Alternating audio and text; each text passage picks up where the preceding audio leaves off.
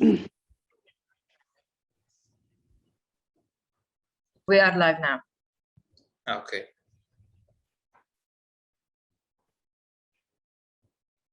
So, good morning for the participants joining us from Saudi Arabia, and good evening for our distinguished guests from Melbourne, Australia, Prof. Dr. Robbie Broadbent and Jane Heikki. This session is part of the Youth Workers Empowerment Program. It's running for 2 weeks.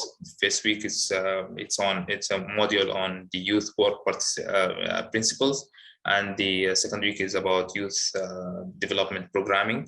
And in this session, we're discussing the youth work values and ethics. Professor Robbie Broadbent, she is chairing the International Youth Workers Association for Commonwealth, and she's a professor in Victoria University in Australia. She wrote the curriculum for Bachelor of Youth Work, and Dr. Jane Heikki as well. She's in doctor in Victoria University in Australia. And she's also been in youth work, and I think she's more with the working with the disabilities, young people with disabilities. So, Prof. Robin, I guess that you were saying that you would like to share with us some like PowerPoint slides. So I guess. Before that, just let me conclude this first in Arabic before I give mic to Prof. روبين Broadbent. صباح الخير عليكم. يعني دي جلسة بعنوان قيم وأخلاقيات العمل مع الشباب. بنستضيف فيها بروفيسور روبين برودبنت. هي محاضرة في جامعة فكتوريا في أستراليا. هي كتبت اللي هو يعني مواد برنامج بكالريوس العمل مع الشباب، وهي بتترأس يعني خلينا نقول يعني اتحاد جمعيات دول الكومنولث للعاملين مع الشباب. وكذلك معنا زميلتها الدكتور جين هيكي. هي يعني دكتورة في مجال العمل مع الشباب في جامعة فكتوريا في أستراليا، وهي متخصصة أكثر بالعمل مع الشباب من ذوي الاحتياجات الخاصة. وبروفيسور روبين برودبنت حتبدأ الآن، ويعني تقريبا حتشارك معنا اللي هو يعني PowerPoint slides. So I guess that Prof. Robin Broadbent, I think the mic with you, and you can go ahead. Thank you, and thank you for the welcome. We're both delighted to be here. Before I start, it's really important to us as Australians to acknowledge our Indigenous and where we're talking to you from. So both Jane and I are on Wurundjeri land that has been inhabited by our Indigenous population for thousands and thousands of years. And we are just acknowledging here that this land has never been ceded and always will be, always is, and always will be Aboriginal land. Thank you. Okay, I'm going to run through some slides that talk about 2 things: the Commonwealth Alliance of Youth Worker Associations, the Commonwealth Alliance of Youth Worker Associations and the Youth Workers Australia, and talk about the resources, but also the codes. My colleague Jane, who I've worked with for some time in youth work and teaching, also is our disability expert, and I'm sure Jane will then add and talk about just inclusion in a code of ethics framework as well. I've noted some of your questions, and I'm happy to address those as well. Okay. Let's go. All right. Right. The Commonwealth Youth Program is the Commonwealth of countries, and they support the Commonwealth Alliance of Youth Worker Associations and has a very strong focus on the professionalisation. And Becca was just saying that in Saudi you are trying to get youth work recognised. And so I raised the Commonwealth Youth Program because there are lots of resources there. That's really what it is doing and what the Alliance is focused on, which is about legitimising and supporting emerging associations to have youth work recognised in their country.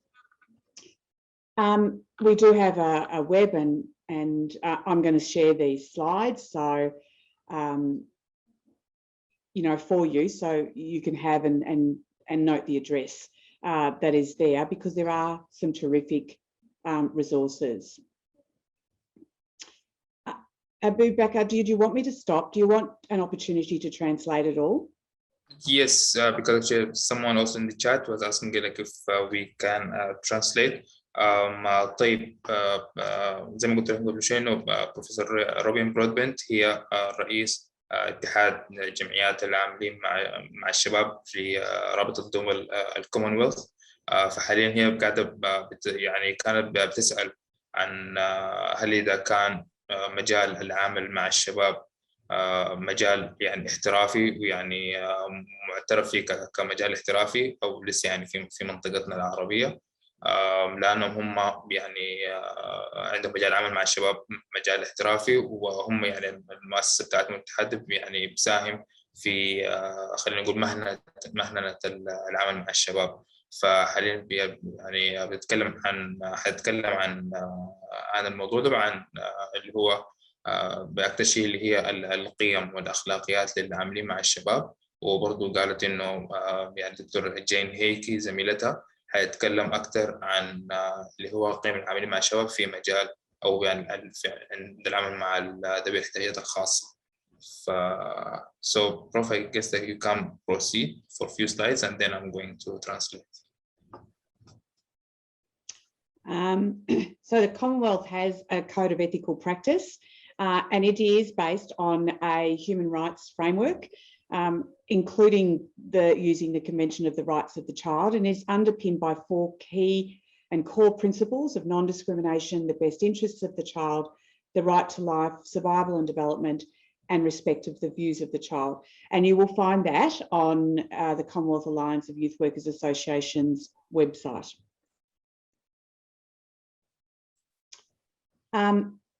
Youth Workers Australia has its own code of ethics. They're both very similar, and it has a set of principles, and they are outlined here as empowerment, participation, social justice, safety, respect, young people's connectedness to those that are important in their lives, positive health and wellbeing, and positive transitions and healthy development. And so what these principles do is frame our practice responsibilities. Prof, yes, if you allow me here to translate sure. both slides. فدكتور بروف أو روبين برودبنت بيتكلم عن إنه يعني منظورهم لقيم العاملين مع الشباب من منطلق رابطة دول الكومنولث، لأنه يعني أستراليا من دول الكومنولث. فهنا في السلايد بتتكلم عن اللي هو يعني خلينا نقول ميثاق القيم والأخلاقيات للعاملين مع الشباب في أستراليا.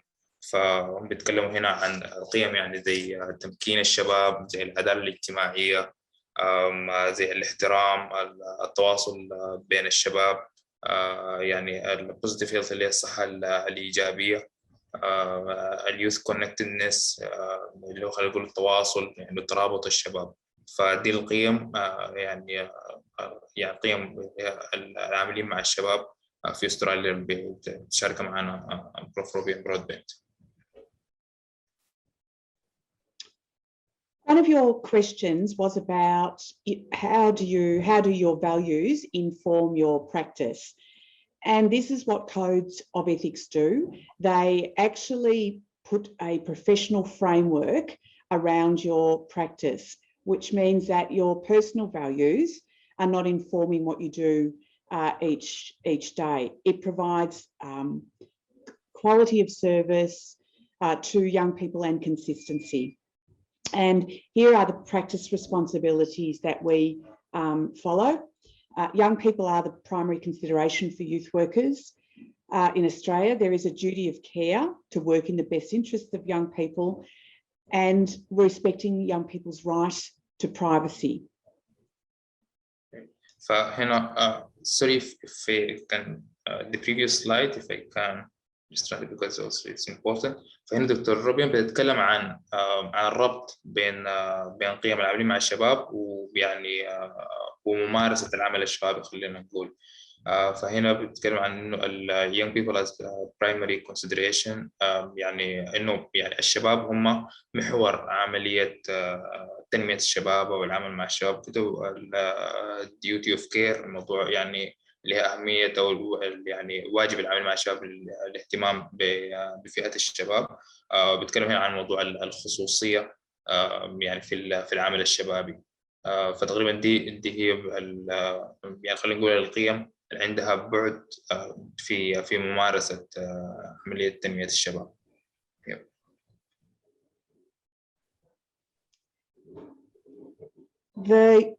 As a youth worker, it is a profession and there needs to be very strong professional boundaries to protect both the young person and the worker. So, a code should be framed and should include all of these things that actually refer to as professional boundaries. And also we have as one of our practice responsibilities transparency, honesty and integrity. And I think that probably is where our personal does meet our professional. I think we want to be human beings with honesty and integrity, and we certainly want to be professional youth workers with that. فهنا دي برضو يعني جزء برضو من اللي هي قيم العمل الشبابي. هنا بتكلم عن boundaries، عن أهمية وجود يعني يكون في حدود بين العمل مع الشباب وبين الشاب نفسه خلال العمل الشبابي. بتكلم برضو عن موضوع الشفافية والصدق يعني والتكامل عند العمل مع الشباب.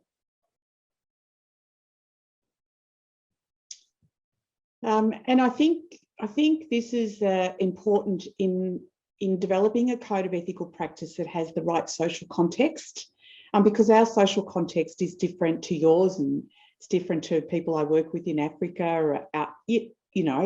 and so it's important that it is embedded in the social context of young people, that youth workers are always trying to improve as well, so that knowledge and skills, trying to learn new things that will be of benefit to meet their obligations to young people. And that youth work is anti-oppressive practice, it's non-discriminatory, equity, and has a self-awareness about it, about power relationships that you have with young people. فهنا في الأستاذة بتكلم عن اللي هي ممارسة العمل الشبابي، وعن اللي هي الجوانب اللي تجد إنه تأخذ بعين الاعتبار زي السوشيال كونتكست، أكيد السياق الاجتماعي للعمل الشبابي. بتكلم عن يعني مسؤوليات العاملين مع الشباب في تمليك الشباب يعني بالمعلومات والمهارات وبالاهتمام بالشباب. بتكلم عن اللي هو يعني القيم خلينا نقول الممارسات اللي هي يعني عدم التفرقة والتمييز بين الشباب. بتكلم عن المساواة والعدالة.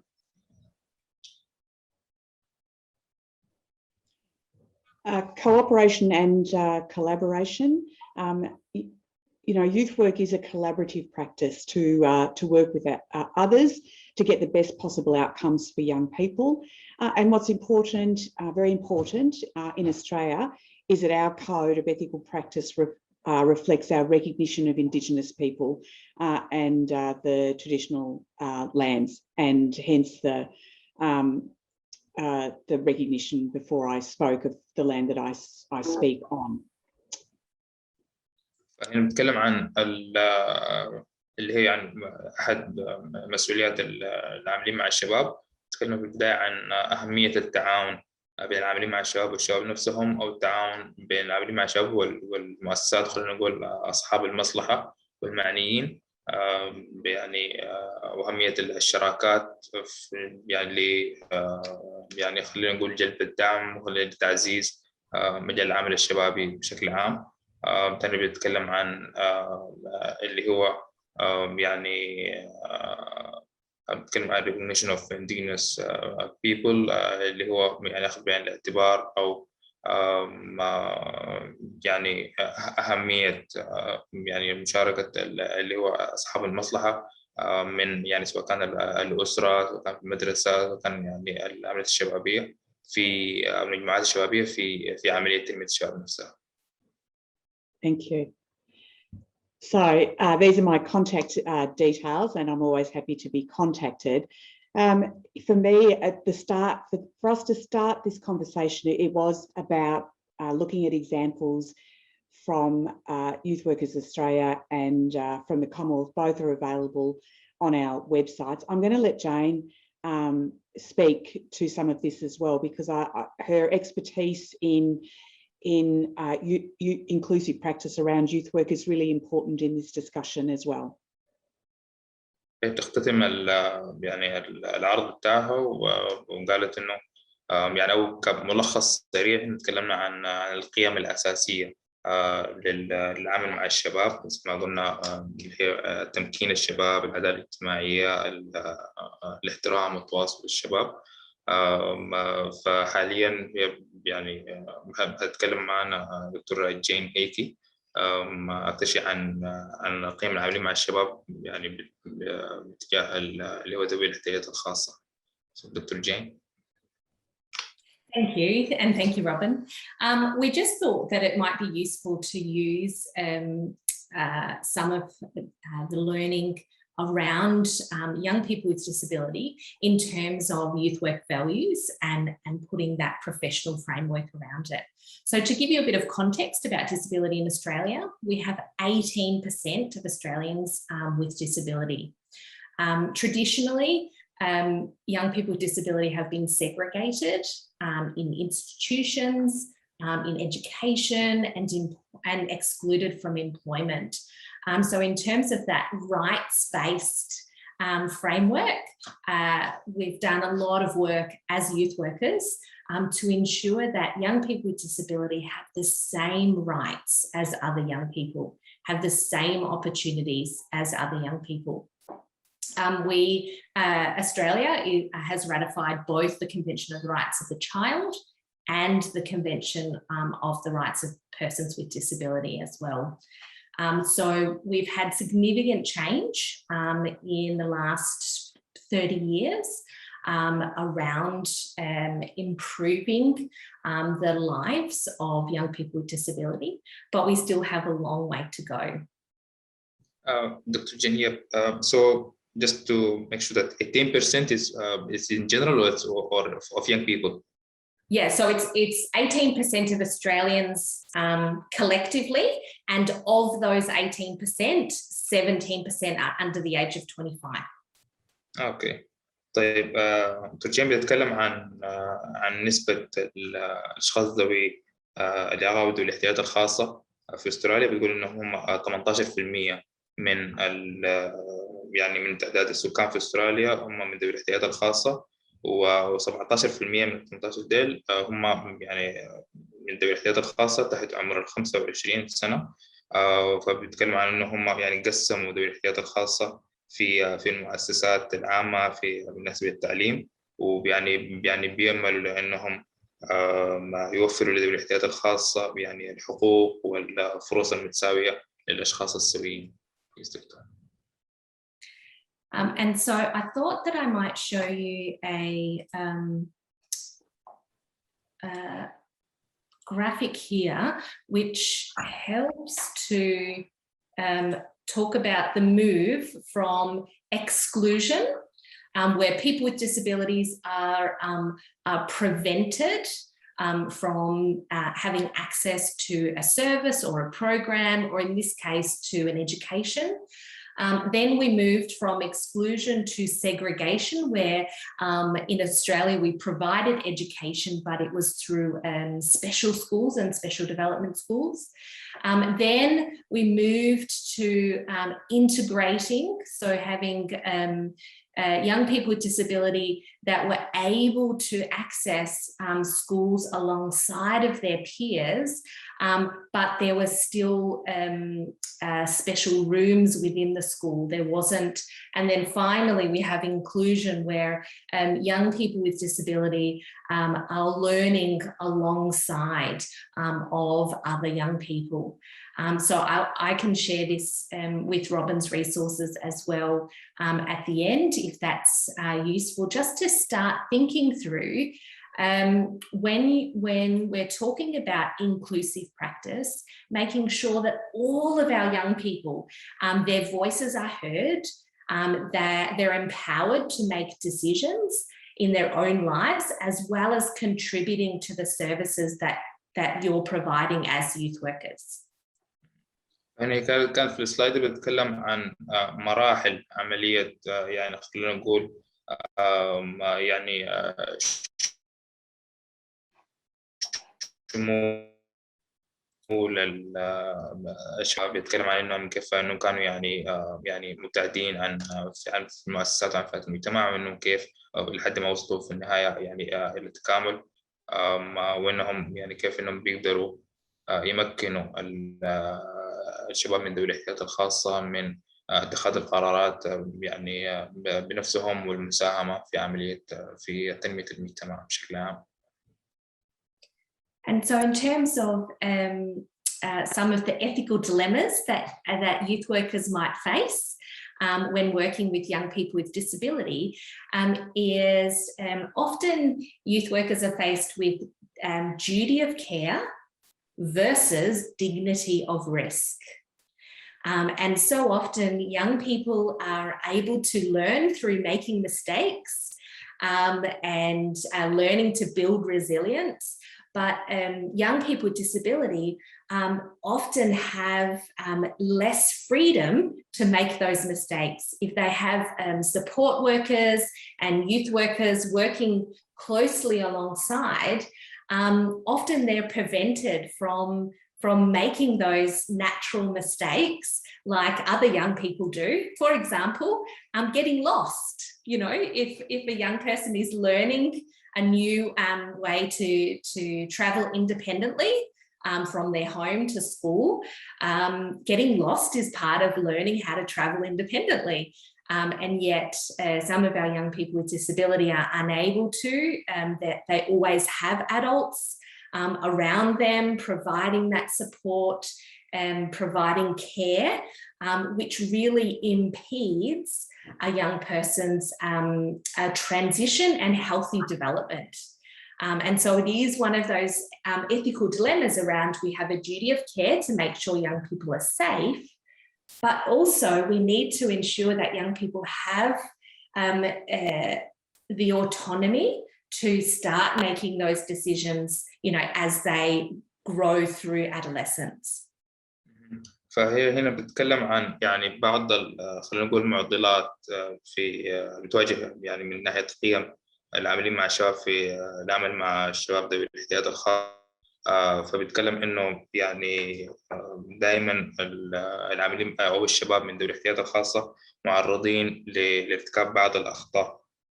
فالعاملين مع الشباب يحتاج إنه يكون عندهم شوية مرونة. بيتكلم برضو عن إنه الشباب من ذوي الاحتياجات الخاصة بتكون عندهم يعني هامش حرية أضيق شوية، يعني في سواء كان في الحركة، يعني من طبيعة أو من طبيعتهم يعني.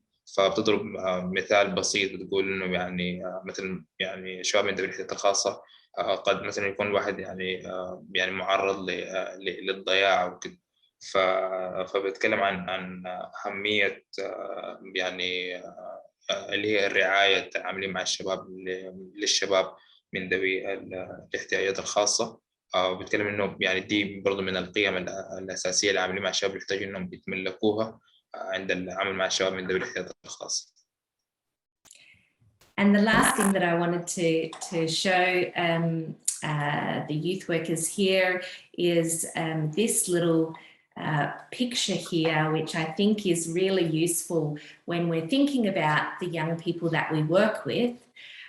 Rather than trying to change our young people to fit into a system that may not be inclusive for everyone, the biggest challenge our youth workers have in Australia is to address the barriers of the system to try and meet the needs of the young people, rather than trying to fit the young people into the current system, because there are many barriers facing our young people in terms of building, growing, developing and flourishing.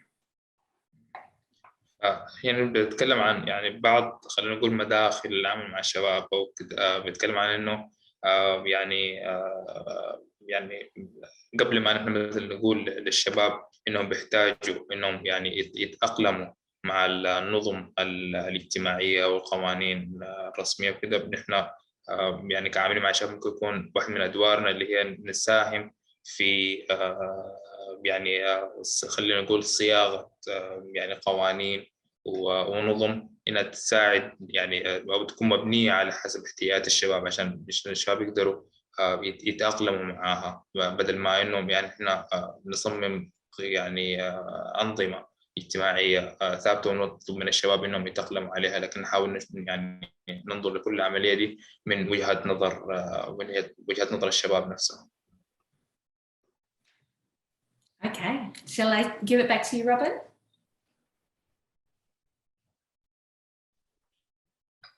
I want to share some ideas based on your questions. Is that how you would like to go forward? Yes. So I just wanted to make sure that we are covering the all the topics. We spoke about the fundamental values of youth workers and the youth work professional code of ethics, and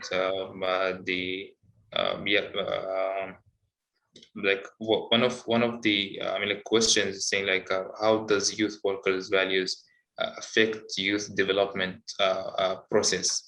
I think if we cover this, I think it's a very good question, because often youth workers are drawn because of their own personal experience. They're drawn to youth work because they've had an experience that has been meaningful for them, and they want to make that sort of contribution to other young people. I know as an educator, you would expect me to say that training is an important part, but training is a very important part to ensure that our values, our personal values are checked, because everybody's experience is different. And though your experience is relevant, it can't drive your practice. Your practice needs to be framed within social theory, good practice principles. It needs to be framed within a set of knowledge that's really important as youth workers to have. And so certainly here, we believe strongly that that training is a very important component of challenging your values, your personal values, and developing that professional framework. فهنا بس كنا بنتأكد إنه يعني إذا بنغطي في محاور اللقاء، فكنا بنتكلم عن محور اللي هي يعني كيف إنه بتأثر قيم العاملين مع الشباب على عملية تنمية الشباب بشكل عام. فروبين بيتكلم عن إنه يعني هنا بتظهر أهمية تدريب العاملين مع الشباب، لأن العاملين مع الشباب يعني بيتكلم هي عن حسب خلفياتهم الاجتماعية والمعرفية. فبتيجي هنا يعني مسؤولية المؤسسات العاملة مع الشباب لتوفير التدريب والتعليم اللازم للعاملين مع الشباب، عشان إنه يعني يمكنوهم من خلينا نقول القيم المهنية للعمل مع الشباب. فبيحتاج إنه يعني بتحتاج شوية مرونة أو توازن بين يعني القيم الشخصية للعاملين مع الشباب حسب خلفيتهم وبين القيم العاملين مع الشباب. فهي تتكلم عن يعني أو بيشد على دور التدريب في هذا الاتجاه. Yeah, so and then also like we'll talk about what are the factors that youth work organizations need to consider while developing its code of ethics. I think both of us can comment there. It needs to reflect your social context. That is the most important part.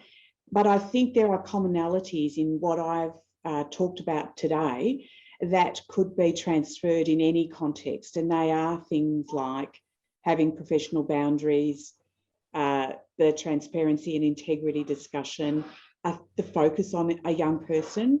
And for us, you know, making decisions based on a young person's human rights.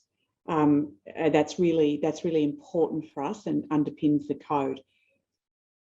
Jane, do you want to add, or Abu Bakr, do you want to translate first? Yes. يعني واحدة من المحاولات كنت بسأل عن اللي هي الأمور اللي يجب أن تراعيها المؤسسات العاملة مع الشباب تطوير مجموعة القيم والأخلاقيات التي يجب أن يتحلى بها العاملون بها.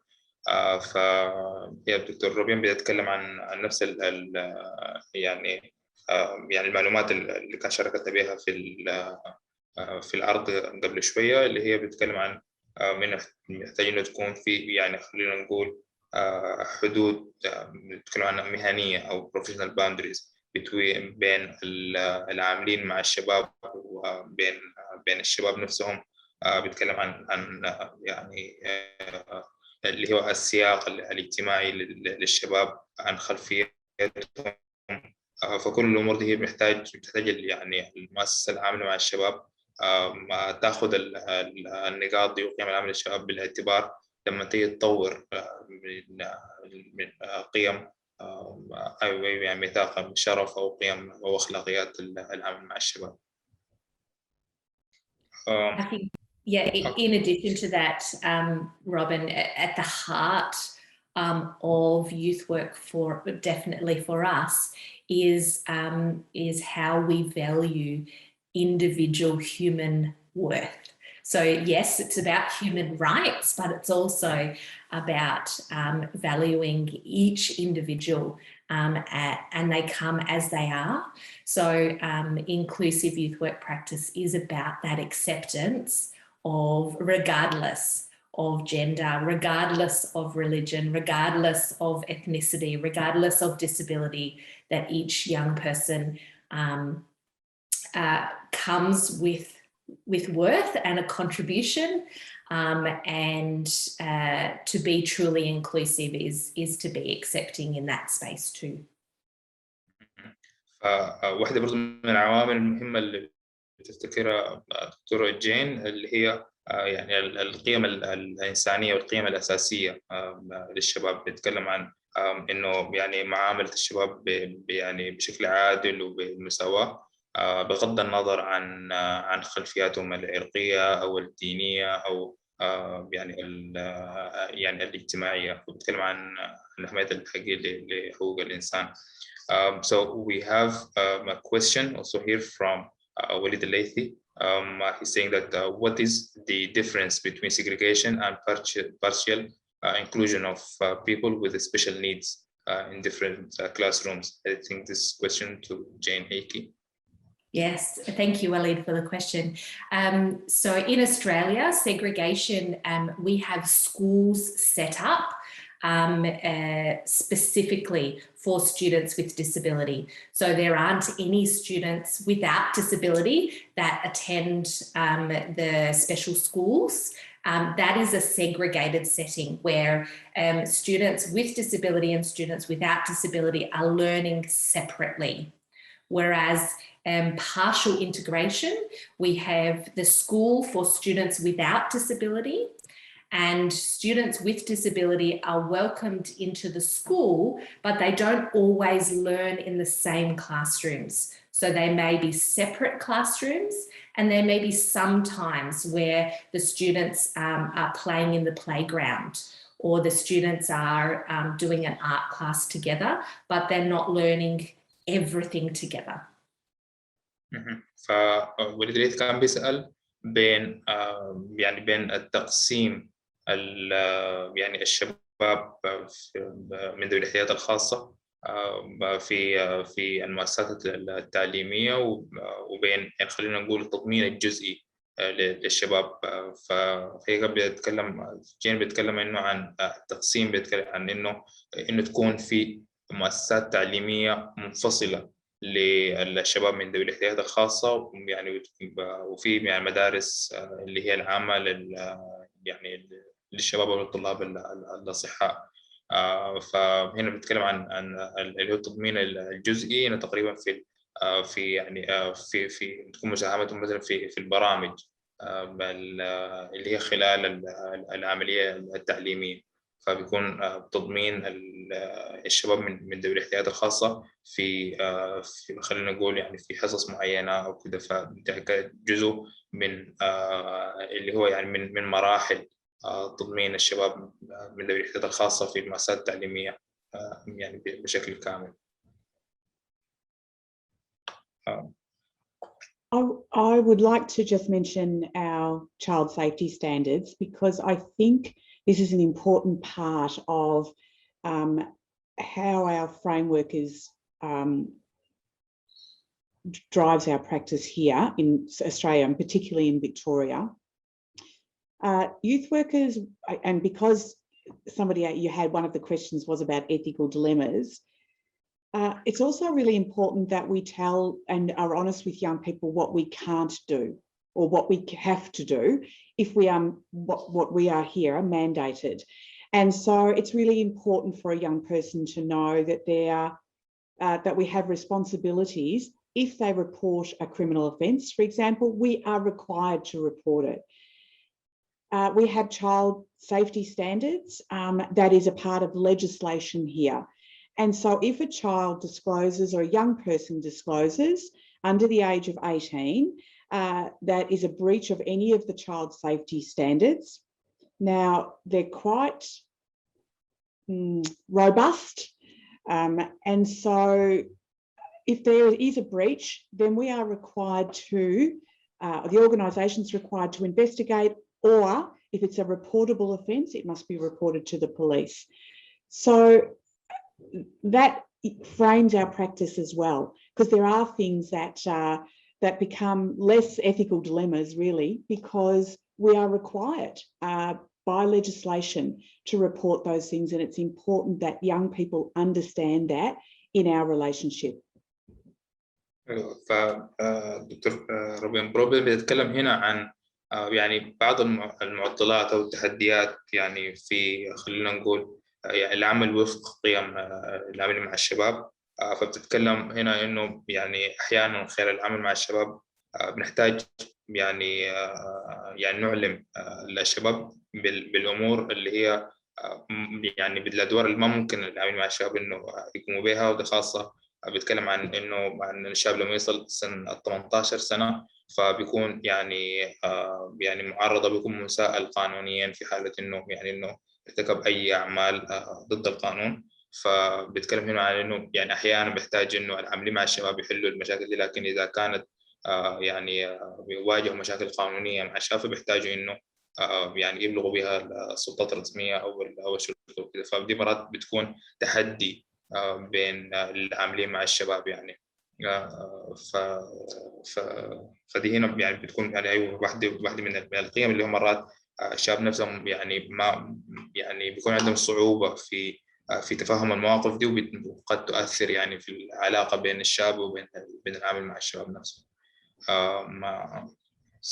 شباب إذا في أي سؤال حابين تسألوه، يا ريت تكتبوه عندكم في الشات بوكس.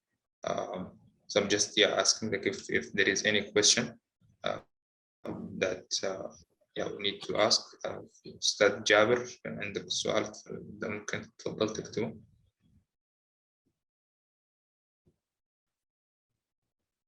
Can I add the child safety standards? There is very good information available on the Child Safety Commissioner in Victoria, if there is any interest in that as well. Could you please come again? Sorry, Prof, I didn't get you. Sorry, I was just saying that the Child Safety Commissioner in Victoria has very good, has information about our child safety standards. If there is interest, it's an important part of legislation, I think. Okay. Yeah. So yes, please, like if you have any resources that you would like to share with us that you think that it's beneficial for us, yes, please do, and then we share it with the participants. No worries. يعني المفروض بنتكلم عن انه عندهم زي ميثاق شرف لاخلاقيات العمل مع الشباب، فبنتكلم انه يعني اذا مهتمين حابين يطلعوا عليه ممكن ترسلني او نرسل لكم. في جابر كان بيتكلم عن وحاب يطرح السؤال عبر الصوت. بصراحة أنا ما أفتكر أنا عندي الكنترول عشان أقدر أخليك تطرح يعني عبر الصوت، لكن إذا حاب تكتبه. أيوة.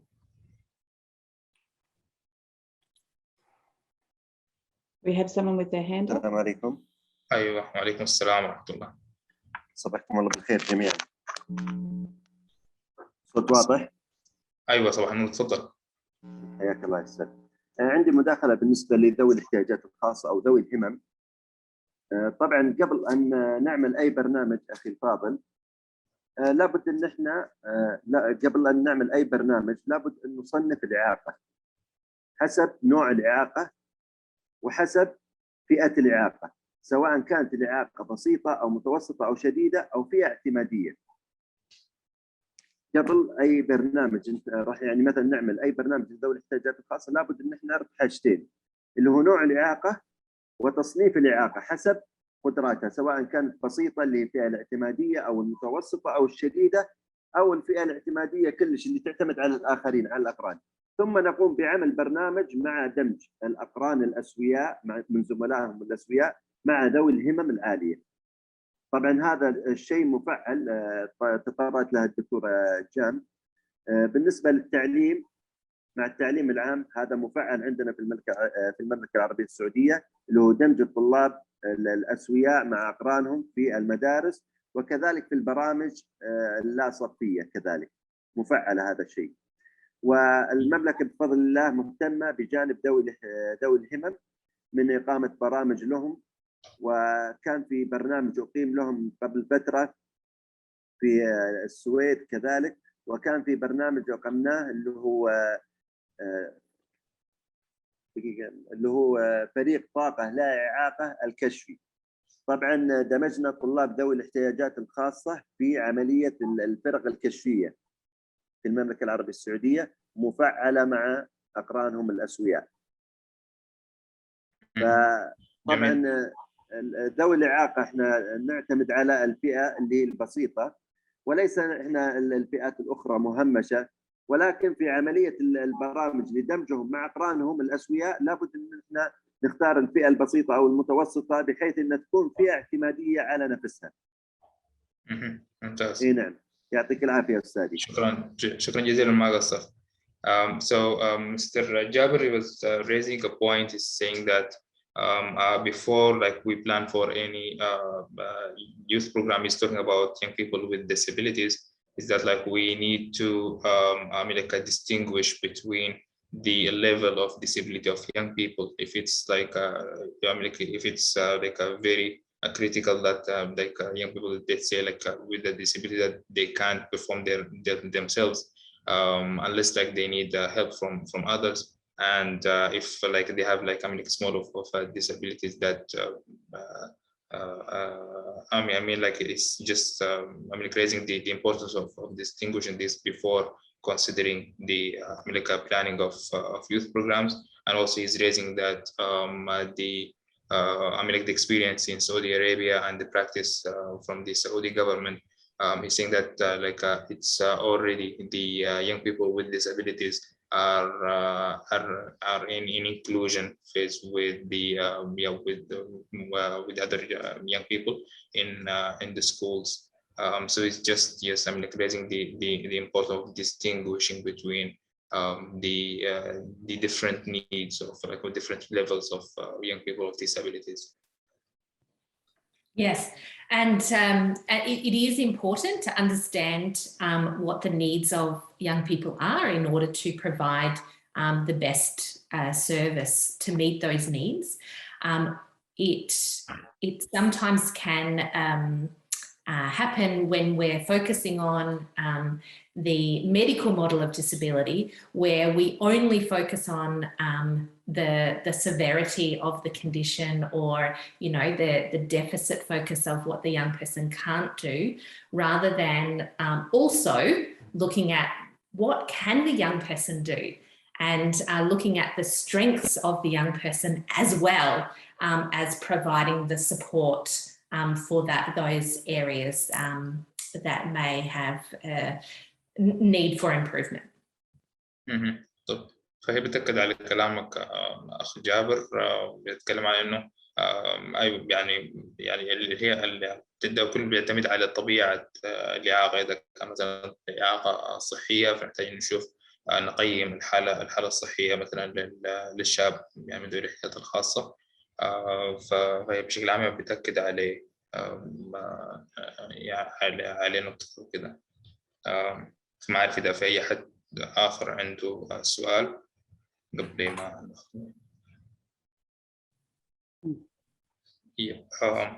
I can see Walid's got another question here around integration and volunteer work.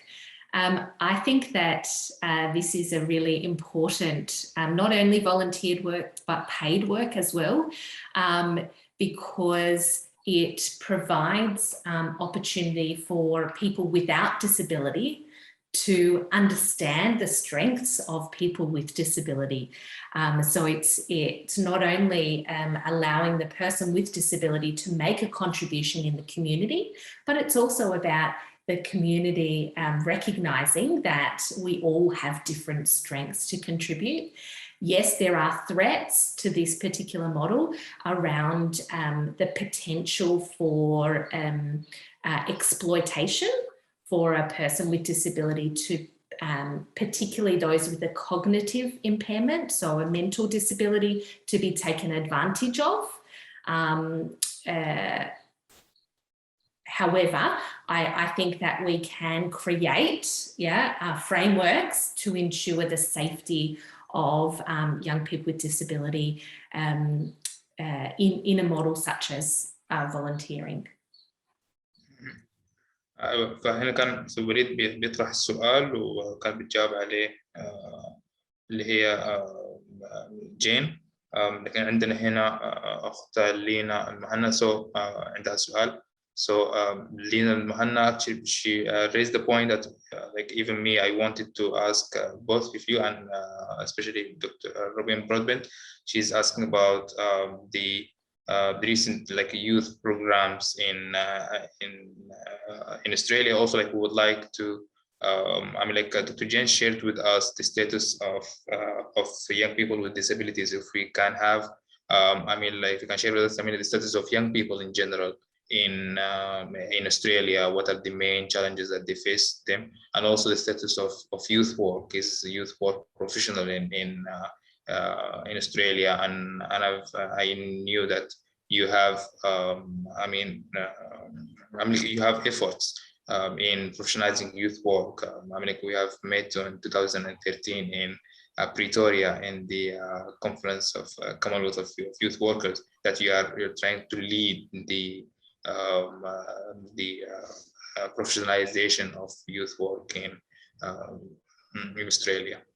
فأخت لينا هنا كانت بتطرح السؤال عن عن طبيعة البرامج. خلينا نقول أول أحدث البرامج عندهم في أستراليا، ونحن برضو فينا بنحتاج إنه برضو نناقشها عن مثلا تحديات الشباب عندهم هناك في أستراليا، ووضع العمل مع الشباب بشكل عام في أستراليا. ودكتور روبين حتجاوب لنا. So, firstly, the position of young people in Australia is not where it should be. It is common in Western countries because governments are very concerned about the ageing workforce. And so in Australia, up until this year, we didn't even have a national youth policy. So there are discrepancies in the voice of young people, certainly in this country. The other social context that's really important is that, speaking from Victoria at the moment, Jane and I are living in the city that has had the longest lockdown during COVID. So we're up to 250 days, I think. And so what that has meant is there has been a bigger focus on mental health and young people. As you can imagine, there are a lot of those days we've only been allowed out of our house to exercise for an hour. There's no shopping, there's no having anyone in your house. So as you can imagine, for young people, that's been very tough, and they've not attended school. So in this current situation, they've not attended school for the last 3 or 4 months, Jane, yeah? And so we are now having a renewed focus on the mental health of young people and the education impact, particularly on young people that haven't been at school, and how do we actually catch them up, because homeschooling has not been very successful at all. So I'll stop for that bit anyway, and then I'll talk about professionalisation. Yeah, just to relate to Lena's question, is that like what are the recent programs that you might be thinking of, like developing for young people who, I mean, like they were suffering from mental health during COVID lockdown?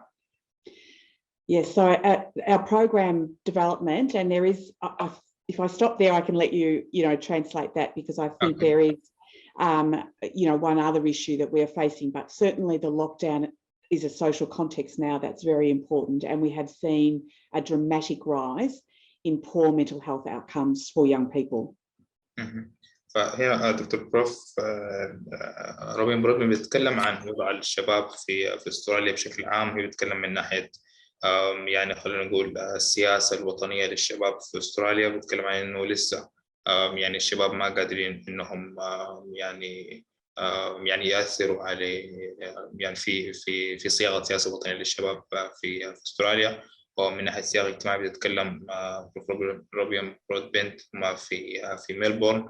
فبتقول لنا يعني ملبورن يعني واحدة من المدن والولايات اللي عانت جدا في الأزمة الأخيرة لفيروس كورونا، يعني من الإغلاق الطويل. ونتيجة للموضوع ده يعني الشباب عندهم في ملبورن يعني بقت عندهم يعني حالات بتاعت يعني عندهم موضوع الاكتئاب والصحة النفسية وكذا. فهنا يعني بيتكلم انه دي حاليا يعني واحد يعني من الاوضاع الصعبه، لانهم يعني موضوع التعليم المنزلي ما كانت تجربه ناجحه جدا بالنسبه هناك في ملبورن. فدي الحاجه هي اللي ادت اللي خلينا نقول يعني الاكتئاب والاحباط عند الشباب. So yeah, you would like to. Thank you. I have one other thing, Jane. Do you have anything? I want to talk about juvenile justice as well as a program. Have you got something that you want to add into at this point? I think one highlight is the rise of youth-led advocacy in the space to increase the voice of young people to say what they need. We've had aside from COVID, we've had a couple of significant natural disasters. We had bushfires and floods that took, huge parts of our country.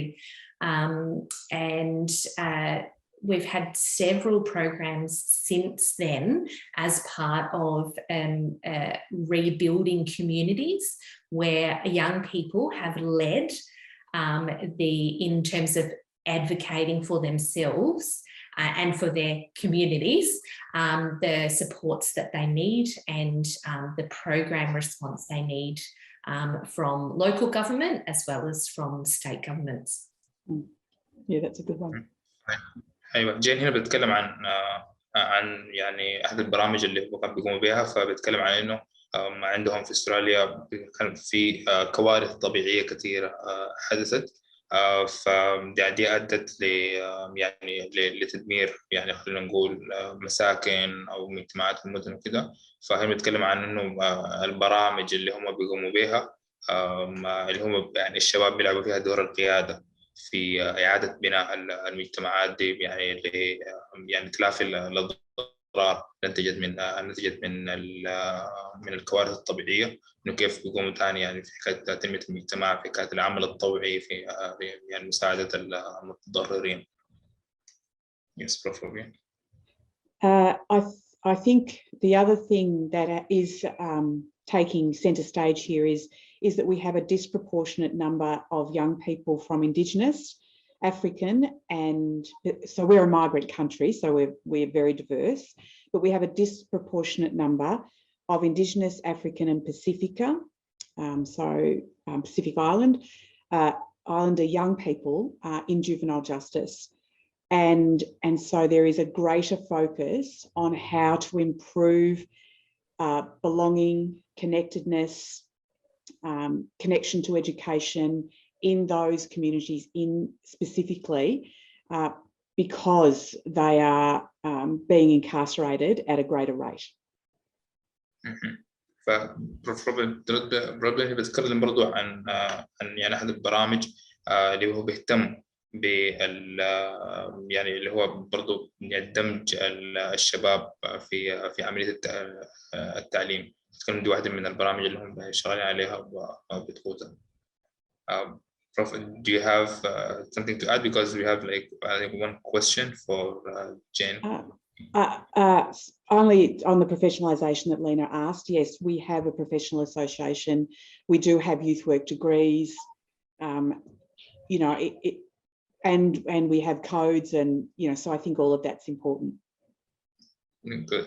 أيوة، فهي بيتكلم عن هنا روبين برودبنت عن عملية احترافية العمل الشبابي في أستراليا. فبيتكلم أيوة يعني إنه عندهم يعني برامج أكاديمية متوفرة في الجامعات في مجال العمل مع الشباب ومجال تنمية الشباب. عندهم يعني ميثاق لأخلاقيات العمل الشبابي. فبشكل عام وضع العمل الشبابي عندهم هم يعني مهنة احترافية عشان المهن الأخرى الثانية.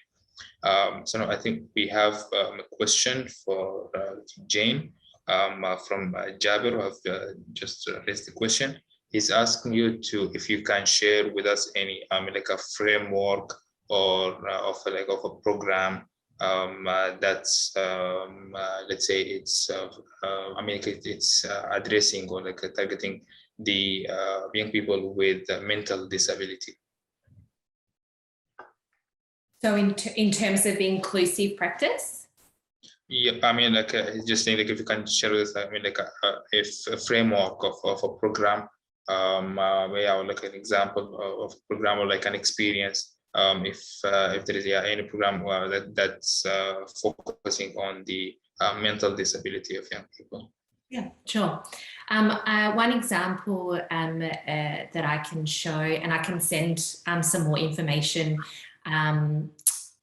through to you after this session, is the Western Futures program, which is run out of our university. And it's a program that supports young people with intellectual disabilities, so mental conditions, after they finish school. So it's young adults from 17 and 18-year-olds, and it provides a qualification. So they're studying, but also connected with employers. So what the program does is that it teaches a lot of the what we refer to as soft skills, how to work in a team, how to interact, how to send an email, all of the skills necessary to be part of the workforce, and then provided additional support by the youth workers in the workplace as well. And it's trying to bridge that gap between school and the adult world. رد على سؤالك أستاذ جابر عن برامج ونشطة للشباب ذوي الإعاقة الفكرية. بتكلم عن إنهم يعني عندهم برنامج يعني بيقوموا به العاملين مع الشباب، بيدربوا الشباب من يعني ذوي الإعاقة الذهنية، بدهم نقول اللي هي مهارات الحياتية ومهارات التواصل مع الناس. يعني بالإضافة ل يعني خلينا نقول إن خطوات عملية بيقوموا بها العاملين مع الشباب عشان يوفروا الدعم والمساندة لدمج الشباب من ذوي الاحتياجات الخاصة في المجتمع. وقالت برضو ممكن تشاركنا يعني بنماذج وتفاصيل أكثر عن البرنامج ده. So I think it would be great, Jane, if you can share with us like more information details, like models of of programs that focusing on addressing young people with mental disabilities. Yeah. So not sure like if there is like just like final thoughts before like we closing this session. I think my final thoughts are that professionalisation is really important. It's good work what you're doing, and really important to push on, because it will provide a better quality, a better service to young people. And it, you know, what's really important about professionalisation is that when youth work is recognised, it is funded accordingly, and young people are the greatest beneficiary of that. برضو يعني كختام يعني روبين بيتكلم عن أهمية احترافية العمل الشبابي، وإنه كل ما كان يعني العمل مع الشباب يعني بيتم بشكل احترافي، كل ما ده أثر بشكل إيجابي على حياة الشباب بشكل عام. So Jane, I think I think this is the last question for Jane. It's Walid Laiti is writing here. How can I work with young people with special needs, make sure their voice is genuinely being heard? What might be effective channels through which we can have this happen? This is a great question, because this is a big challenge.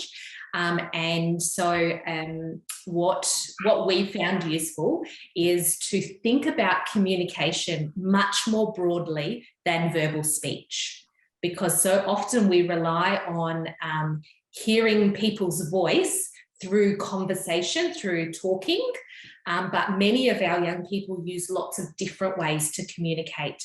So making sure that we have lots of different tools so that we can hear the voices of young people through technology, through our picture cards, through their voice, but also through their actions.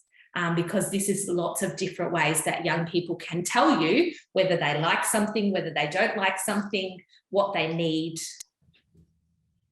فأخ سؤال أنا كان أخ وليد الليثي بيسأل عن كيف نحن ممكن نضمن إنه يعني إنه نحن يعني خلينا نقول يعني بنسمع الصوت أو يعني أفكار الشباب من ذوي الاحتياجات الخاصة. فدكتور جيم تزالي بتقول إنه يعني ده شيء مهم جدا. يعني تقترح هي إنه استخدام قنوات تواصل مختلفة مع الشباب من ذوي الاحتياجات الخاصة عشان إنه نضمن إنه يعني نكون يعني واصلنا مشاعرهم وأحاسيسهم وأفكارهم. بتكلم يعني مثلا عن إذا ممكن مثلا يستخدموا أدوات التواصل الاجتماعي أو التكنولوجيا، فهم يعني من خلال استجابتهم لنا من خلال التفاعل معهم بنقدر نعرف إنه إذا كان هم بيعانوا من شيء معين أو يعني الشيء اللي نحن بنقوم به هم متقبلينه أو لا أو يعجبهم أو لا. So this was the last question in this session. So we'd like to thank you very much, Prof.